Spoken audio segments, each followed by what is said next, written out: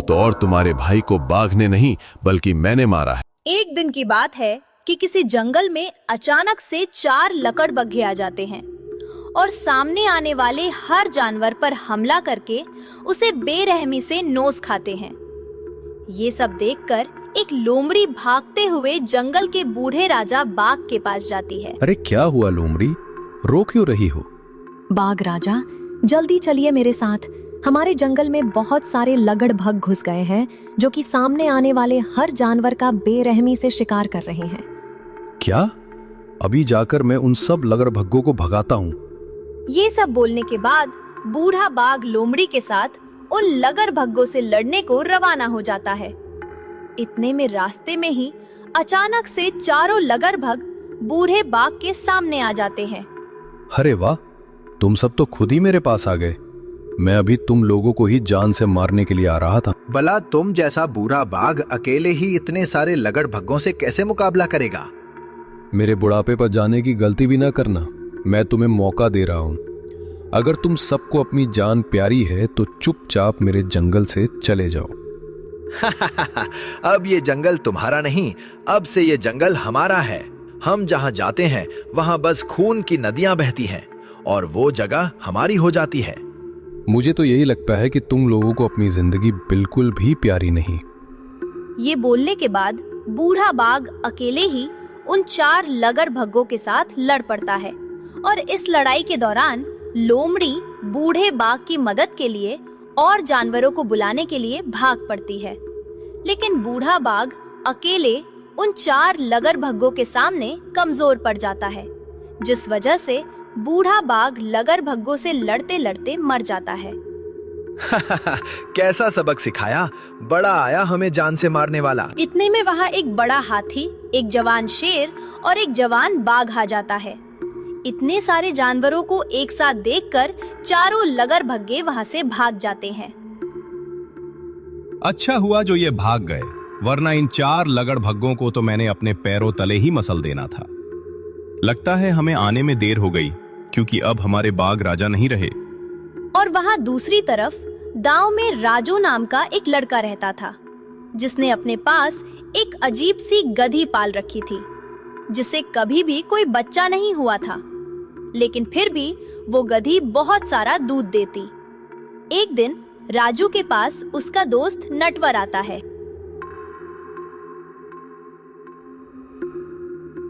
अरे राजू भाई, कैसे हो? मैं ठीक नटवर भाई, तुम कैसे हो? अरे मैं तो बिल्कुल ठीक हूँ राजू भाई। ये तो बताओ कि ये इतना सारा दूध कहाँ से आया? अरे ये तो मेरी इस गधी का दूध है। ये रोज इतना ज्यादा दूध देती है कि आधे से ज्यादा तो मैं गांव वालों को ही बेच देता हूँ। अरे वाह, ये तो अकेले ही 4-5 गायों जितना दूध देती है। ये तो मुझे कोई बहुत खास गधी लगती है। हाँ भाई नटवर, और तुम्हें अपनी गधी की एक और खासियत बताऊं? देखो, किसी को बताना मत। मेरी गधी दूध तो बहुत सारा देती है, लेकिन इसे अभी तक एक भी बच्चा नहीं हुआ। क्या? ये कैसे हो सकता है? तुम मुझसे झूठ बोल रहे हो क्या? अरे नहीं नहीं, भला मैं तुमसे झूठ क्यों बोलूंगा? अरे राजू, ये तो बहुत डरने की बात है। अगर ये गधी बिना बच्चे दिए ही दूध दे रही है तो जरूर कुछ गड़बड़ हो सकती है। मुझे तो ये कोई आम गधी नहीं लगती, जरूर ये कोई भूत प्रेत हो सकती है। अरे नटवर भाई, ऐसी बातें करके मुझे डरा क्यों रहे हो? हाँ राजू, मैं तुम्हें सच कह रहा हूं। अगर गांव वालों को ये पता चला कि तुम उन्हें किसी ऐसी गधी का दूध बेच रहे हो जिसके अभी तक बच्चे ही नहीं हुए, तो शायद गांव वाले तुम्हें जिंदा ना छोड़ें। तो फिर तुम ही बताओ नटवर भाई कि मैं क्या करूं? मैं एक ज्ञानी बाबा को जानता हूं। वह रहते तो दूर हैं, लेकिन हमें उन तक पहुंचने में 2 दिन ही लगेंगे। लेकिन अगर हम उनके पास पहुंच गए तो वह हमें बता सकते हैं कि ये कोई गधी है या भूत। अगर ऐसा है तो हम कल ही उनसे मिलने को निकलते हैं। ये सब बोलने के बाद अगले ही दिन राजू और नटवर अपनी गधी को लेकर उस ज्ञानी बाबा की तरफ रवाना हो जाते हैं और वहाँ जंगल में बूढ़े बाघ के मरने के बाद सब जानवर जंगल के एक बूढ़े बंदर के पास जाते हैं, जिसे कि सब जानवर गुरु कहते थे। बाघ राजा के बाद जंगल का हर फैसला गुरु ही करता था। गुरुजी, इस वक्त तो हमारे जंगल में बस 2 ही बड़े शिकारी जानवर हैं, एक शेरू और दूसरा जवान बाघ। तो ठीक है, तुम जाकर उन्हें मेरे पास बुला लाओ। हमें उनमें से ही किसी एक को इस जंगल का राजा बनाना होगा। अब तुम सब जाओ और बाघ और शेरू को यहाँ मेरे पास भेज दो। कि ये बात सुनने के बाद हाथी और बाकी सब जानवर वहां से चले जाते हैं और थोड़ी ही देर के बाद बाघ और शेरू गुरु के सामने हाजिर हो जाते हैं। गुरुजी, क्या आपने हमें यहाँ बुलाया? हाँ, मैंने ही तुम दोनों को यहाँ बुलाया है। तुम दोनों को तो पता ही होगा कि अब हमारे जंगल के बाघ राजा नहीं रहे। हाँ गुरुजी, अगर हम वक्त पर पहुंच जाते तो शायद आज वो हमारे बीच होते। काश कि ऐसा ही होता, लेकिन अब हम उन्हें नहीं ला सकते। इसीलिए अब हमें उनकी जगह किसी और को इस जंगल का राजा घोषित करना होगा, जो कि इस जंगल के बाकी जानवरों की हिफाजत कर सके। इसीलिए मैंने तुम दोनों को यहाँ बुलाया है। क्यों ना तुम दोनों बाघ राजा के बाद इस जंगल के बड़े शिकारी जानवर हो। इसीलिए तुम दोनों में से ही किसी एक को इस जंगल का राजा बनना होगा। गुरुजी, मैं इस जंगल का राजा बनने के लिए बिल्कुल तैयार हूँ। गुरुजी, मैं भी इस जंगल का राजा बनने को तैयार हूँ।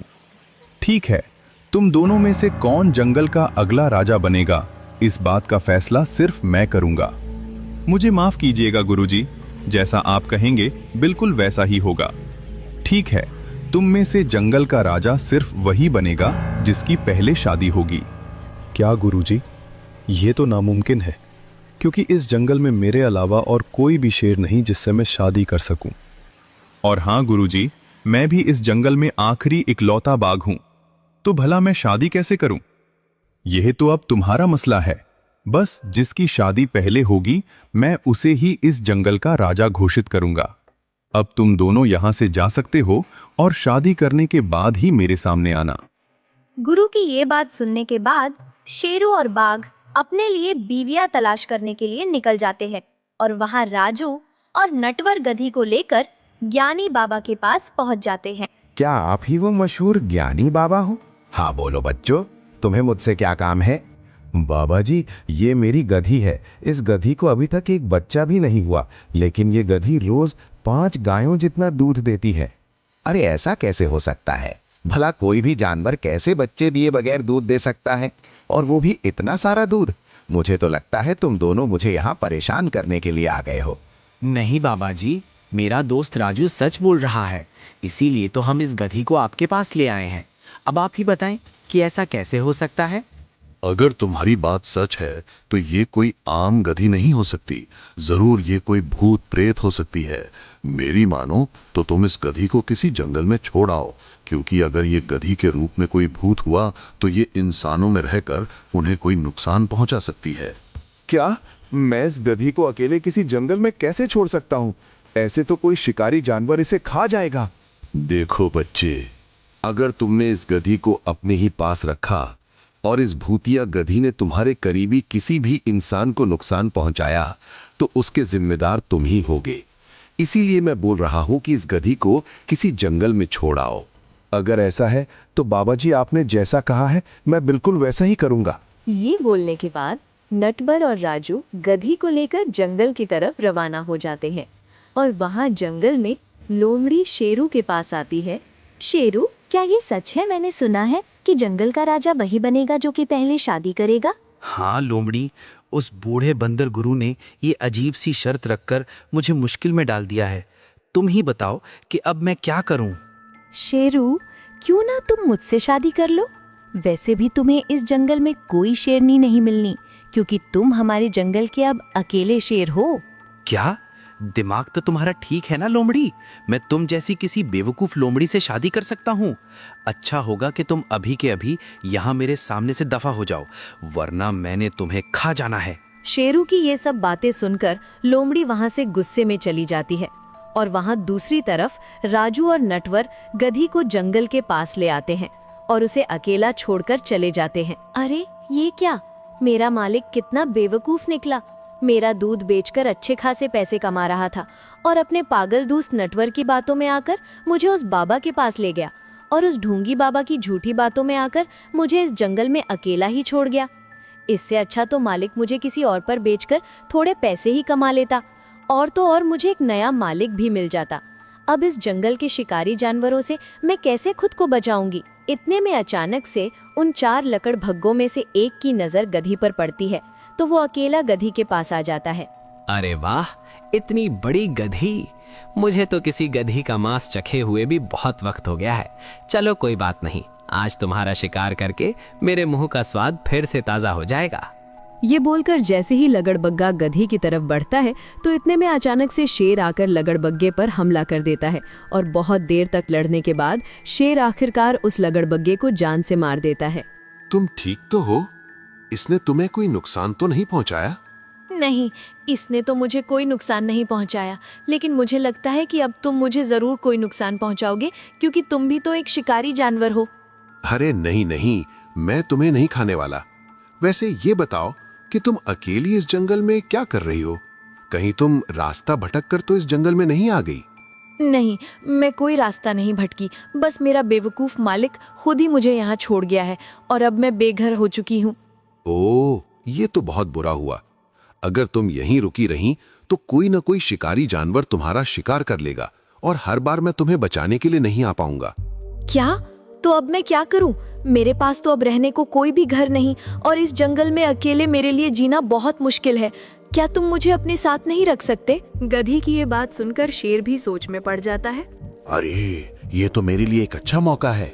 वैसे भी मुझे शादी करने के लिए इस जंगल में कोई दूसरी शेरनी तो नहीं मिलने वाली, तो क्यों ना मैं इस गधी से ही शादी कर लूं और इसी बहाने मैं इस जंगल का राजा भी बन जाऊं। मैं तो तुम्हें अपने साथ रख लूंगा, मगर उसके लिए तुम्हें मुझसे शादी करनी होगी। लगता है तुम पागल हो गए हो। भला एक शेर और गधी की शादी कैसे हो सकती है? अगर तुम चाहो तो हो सकती है। अगर तुम मुझसे शादी कर लोगी तो मैं इस जंगल का राजा बन जाऊंगा और तुम इस जंगल की रानी, जिसके बाद जंगल का कोई भी जानवर तुम्हारा शिकार करने के बारे में सोचेगा भी नहीं। शेर की ये बात सुनकर गधी सोच में पड़ जाती है। वैसे भी मेरे पास अब रहने की कोई जगह नहीं, और अगर अकेली रही तो आज नहीं तो कल मैंने किसी जानवर का शिकार हो जाना है, और अगर मैंने इस शेर से शादी कर ली तो मैं इस जंगल की रानी बन जाऊंगी और ये शेर भी मेरी हिफाजत करेगा। और वैसे भी अभी भी इसी शेर ने ही मेरी जान बचाई है, तो क्यों ना मैं इसी से शादी कर लूं? अगर ऐसा है तो ठीक है, मैं तुमसे शादी करने को तैयार हूँ। शेर की ये बात सुनकर गधी बहुत खुश हो जाता है और गधी को लेकर गुरु के पास पहुंच जाता है। बताओ शेर, यहाँ कैसे आना हुआ? और तो और ये गधी हमारे जंगल में क्या कर रही है? गुरुजी, इस गधी को इसका मालिक हमारे जंगल में अकेला छोड़कर चला गया था, जिसके बाद उन 4 लग्गड़भग्गों में से एक की नजर इस पर पड़ी और वो इसका शिकार करना चाहता था। लेकिन जैसे ही वो इस पर हमला करने को आगे बढ़ा तो इतने में मैं भी वहां आ पहुंचा और मैंने उस लग्गड़भग को जान से मार दिया। अरे वाह शेर, तुमने इस गधी की जान बचाकर बहुत अच्छा किया। और तो और उन 4 लग्गड़भग्गों में से एक को मारकर तुमने एक बहुत बड़ा बहादुरी का काम किया है। लेकिन फिर भी तुम्हें जंगल का राजा बनने के लिए शादी तो करनी ही होगी। हाँ गुरुजी, इसीलिए मैं इस गधी को अपने साथ आपके पास लाया हूँ। क्या मतलब? आखिर तुम कहना क्या चाहते हो? गुरुजी, मैं और ये गधी हम दोनों शादी करना चाहते हैं। क्या सच में? अगर ऐसा ही है तो इस सब में इस गधी की भी मर्जी होनी चाहिए। गुरुजी, अगर एक गधी और शेर की शादी होना मुमकिन है तो मैं इनसे शादी करने को तैयार हूँ। हाँ बच्चे, इस दुनिया में सब कुछ मुमकिन है। अगर तुम दोनों एक दूसरे से शादी करने को तैयार हो तो ऐसा करो शेर, तुम जाकर सभी जानवरों को इकट्ठा करो और फिर मैं तुम दोनों की शादी करवा दूंगा और तुम्हें इस जंगल का राजा घोषित कर दूंगा। गुरु की ये बात सुनने के बाद शेर जाकर जंगल के सारे जानवरों को इकट्ठा करता है, जिसके बाद गुरु सब जानवरों के सामने बोलता है कि आज के बाद मैं गधी और शेर को एक दूसरे का पति पत्नी घोषित करता हूँ। और तो और आज के बाद शेर ही इस जंगल का राजा कहलाएगा और गधी इस जंगल की रानी कहलाएगी। यहाँ शेर की गधी से शादी हो जाती है और शेर जंगल का राजा बन जाता है। और वहाँ बाकी 3 लक्कड़बग्गे अपने मरे हुए भाई को देखकर बदले की आग में जल रहे होते हैं। पता नहीं किसने हमारे इस प्यारे मासूम भाई की ये हालत की। जिसने भी हमारे भाई को इतनी बेदर्दी से मारा है, हम उसे छोड़ेंगे नहीं और तो और हम उसे तड़पा तड़पा कर मारेंगे। हाँ, हम उससे अपने भाई की मौत का बदला जरूर लेंगे। सुनो शेर, तुम तो धोखे से इस जंगल के राजा बन गए, लेकिन याद रखो, मैं तुम्हें ज्यादा वक्त तक यहाँ का राजा नहीं रहने दूंगा। तुम कैसे धोखे की बात कर रहे हो?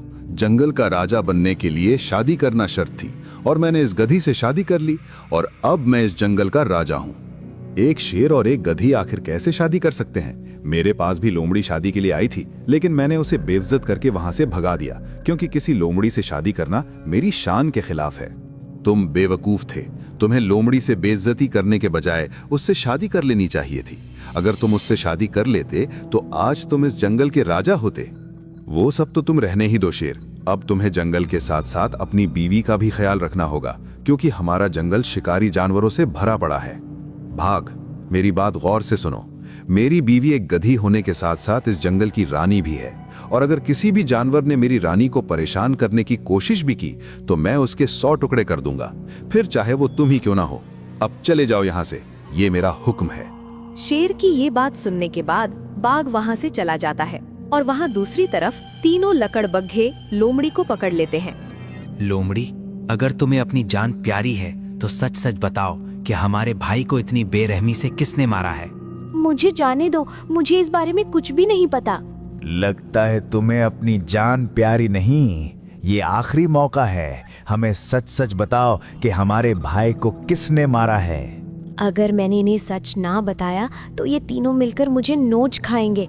ऐसा करती हूँ, मैंने बाघ का ही बोल देती हूँ। वैसे भी उसने मेरी उस वक्त बहुत बेइज्जती की थी। ठीक है, तो मैं बताती हूँ, लेकिन तुम मुझसे वादा करो कि तुम्हें सच पता चलने के बाद तुम मुझे जाने दोगे। हाँ हाँ, हम तुम्हें कुछ भी नहीं करेंगे। अब तुम जल्दी से बताओ कि हमारे भाई को किसने मारा है। तुम्हारे भाई को हमारे जंगल के आखिरी बाघ ने ही मारा है। क्या? अब तो उस बाघ के बच्चे को हम छोड़ेंगे नहीं। बताओ लोमड़ी, वो बाघ हमें कहाँ मिलेगा? वो तुम्हें और कहीं नहीं, अपनी गुफा में ही मिलेगा, क्योंकि वो ज्यादातर वक्त अपनी गुफा में ही रहता है। चलो भाइयों, हमें उस बाघ से अपने भाई की मौत का बदला लेना है। ये बोलकर तीनों लगड़बग्घे बाघ की गुफा की तरफ रवाना हो जाते हैं और थोड़ी ही देर में बाघ के पास जा पहुंचते हैं। बाघ, तुमने बिल्कुल भी ठीक नहीं किया हमारे भाई को मारकर। वैसे मैंने तुम्हारे भाई को तो नहीं मारा, लेकिन अच्छा ही हुआ जो तुम तीनों खुद मेरे पास आ गए, क्योंकि तुम 4 भाइयों ने मिलकर हमारे बाघ राजा को मारा था। इसलिए एक बाघ होने के नाते मेरा भी ये फर्ज बनता है कि मैं तुमसे अपने बाघ राजा का बदला लूं। लगता है तुम्हें अपने बाघ राजा की बहुत याद आ रही है। चलो भाइयों, क्यों ना हम इसे भी इसके बाघ राजा के पास भेज दें। आखिर ये अकेला बाघ हम तीनों का क्या ही बिगाड़ लेगा। इतने में शेर भी वहाँ बाघ के पास आ पहुँचता है। किसने कहा कि ये अकेला है? और तो और तुम्हारे भाई को बाघ ने नहीं बल्कि मैंने मारा है, और अब मैं ही इस जंगल का राजा हूँ। इसीलिए मेरे जंगल के किसी भी जानवर को नुकसान पहुँचाने से पहले तुम लोगों को मुझसे मुकाबला करना होगा। शेर की ये सब बातें सुनने के बाद तीनों लगड़बग्घे शेर पर हमला कर देते हैं और शेर की मदद के लिए लड़ाई में बाघ भी कूद जाता है। और बहुत देर तक लड़ाई करने के बाद आखिरकार शेर और बाघ दोनों मिलकर तीनों लगड़बग्घों को जान से मार देते हैं। शेर, अच्छा हुआ जो तुम वक्त पर आ गए, और मैंने तुम्हें उस वक्त जितना भी बुरा भला कहा उसके लिए तुम मुझे माफ कर देना।